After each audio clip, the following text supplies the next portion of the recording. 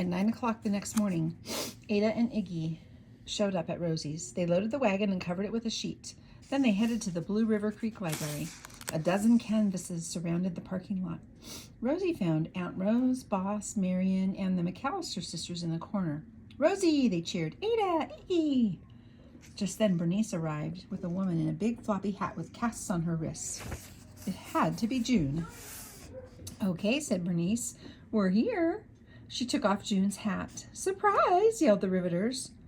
June looked from face to face in shock. Why, she started. "What's going?" "It's Art a Go-Go time," said the boss. June was shocked. "But I have casts," she said, raising her arms. "The Riveters wanted to surprise you," said Rosie, "so ta-da!" Ada and Iggy pulled the sheet off the wagon. June looked baffled. "It's the Paint-A-Palooza 9, said Rosie proudly. "It took a few tries, but I think we finally did it." June looked even more baffled, but she tried to hide it. "Oh, well, thank you, dear," she said. I always wanted one." "What is it?" she whispered to Aunt Rose. Boss shook her head. "Oh, you goofball," she said. "The kids created an invention so you can paint with your arms instead of your hands." Tears welled up in June's eyes. She said softly, then stopped. A tear rolled down her cheek. "Oh, you Riveters," she said. "You are the best." "And you three," she said to Rosie and her friends. "I don't even know what." Her voice trailed off as she choked back tears. Boss cleared her throat loudly. "Enough of that mushy stuff," she said with a sniffle. "You know I'm allergic to crying. It makes my eyes water." June and the Riveters burst into laughter. Then suddenly, squeak! A sharp squeal blasted over the loudspeaker. "Attention," said the librarian. "Are you ready for Art a Go-Go?"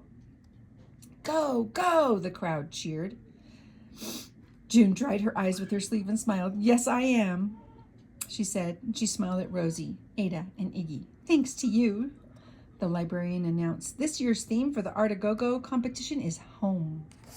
He blew the whistle again, and it was time to go-go.